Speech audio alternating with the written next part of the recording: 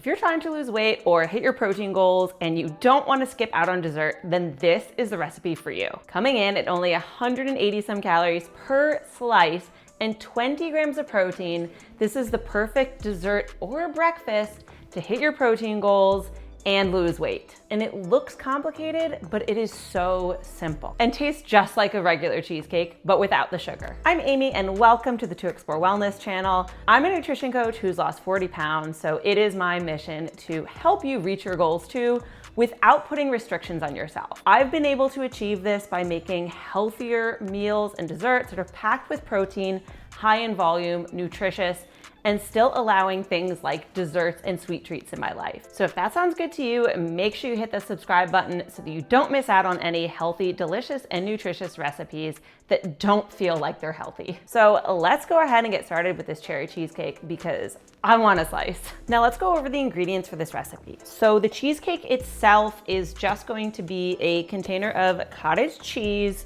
and you can use any fat level you want. Obviously, that'll change the calories. The macros I calculated are based on a 0%. We are going to need 3/4 of a cup protein powder.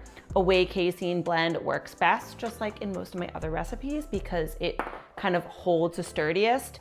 And if you want to learn more about different protein powders, I will link my blog post in the description so that you can learn a little bit more about how they can affect the outcome of your recipe. And the rest of the ingredients for the cheesecake, we're just going to need some stevia for sweetness. That's optional. It really depends on how sweet your protein powder is.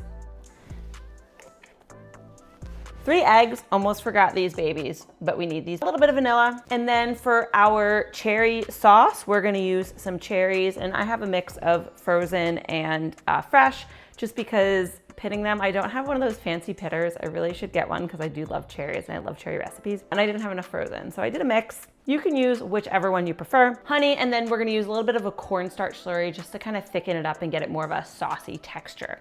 And then you can also add more stevia as well if you want it a little bit sweetener but don't want the extra calories of the honey. So this is literally it for this delicious dessert. So first we're gonna make the cheesecake because that's gonna take some time to bake and cool, and then we'll get on to the sauce. So let's make it. First, we're gonna start with our 24 ounces of cottage cheese, which is equivalent to one of those like larger containers, and 3/4 of a cup vanilla protein powder.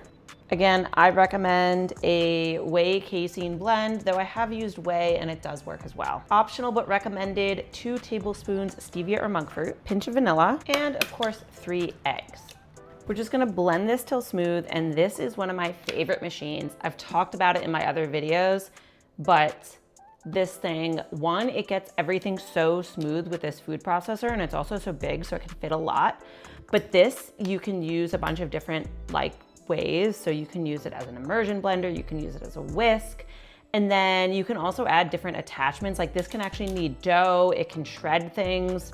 Anyway, one of my absolute favorite tools. It comes with a mini one that just makes everything so smooth. So it's good for like small portions. Anyway, let's blend this up and then get it in the oven. We also want to make sure that we preheat our oven to 350. So we've got our cheesecake mix nice and smooth, and we're just gonna line this with some parchment paper. And I'm curious, what method do you use to line your dishes with parchment paper? If it's a rectangle or a square, I will go in and cut the edges. But for the round one, I crumple it up so that it's a little bit more, less stiff, I guess. And then I just put it in. It doesn't give you the cleanest edges, but if you're not super worried about a perfect presentation, then, I mean, this seems to be the easiest method. But I'm curious what you do, especially with something that's round, because I feel like that's obviously a little bit trickier than something that is square or rectangular. Also, this cake pan is probably from 1980 and I inherited it. I'm not all about buying new things when I only use it a few times. Anyway. And I'm just gonna kind of press the edges a little bit so it lays a little bit flatter and a little more seamlessly, since we're not making a really perfect mold. And then of course we can pour it in. And we're just gonna make sure we get the last bits of this in our cake pan. And then this is gonna go in the oven. We're gonna tap it just to get some air bubbles out first. But it's gonna go in the oven for about 30 to 40 minutes.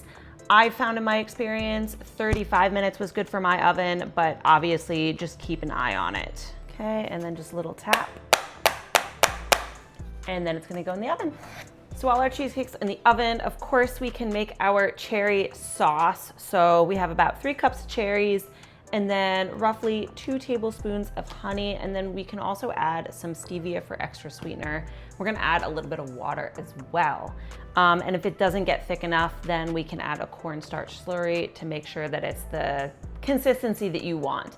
That's really optional. It just depends on kind of if you want a little bit more liquidy or a little bit thicker.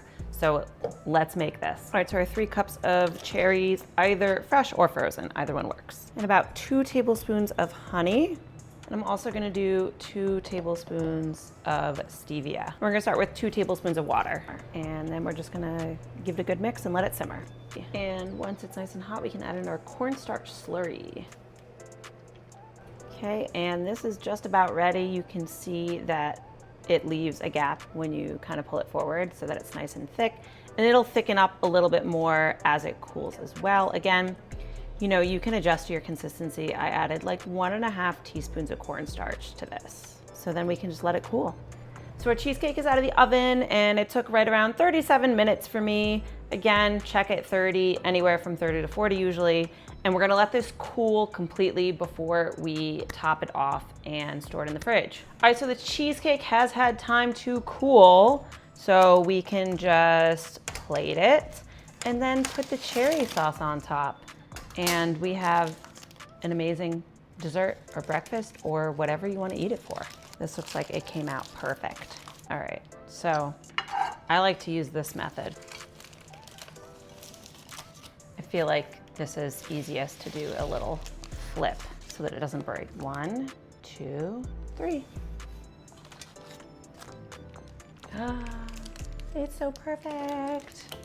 All right, and then we top it with our cherries. That's good.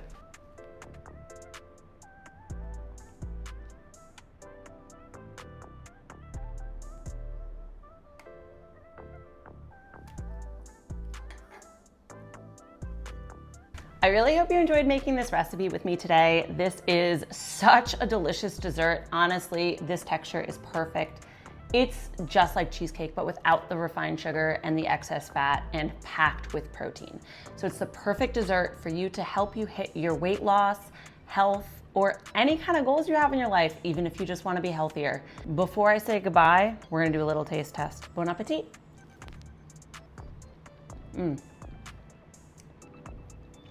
It is so creamy. It tastes just like cheesecake. This texture, this flavor, all of it is unreal. You're gonna love it. Thank you so much for being here. Let me know in the comments if you end up making this recipe. I'd love to hear your thoughts. And make sure that you're subscribed so you can stay tuned for more healthy and delicious and high protein recipes.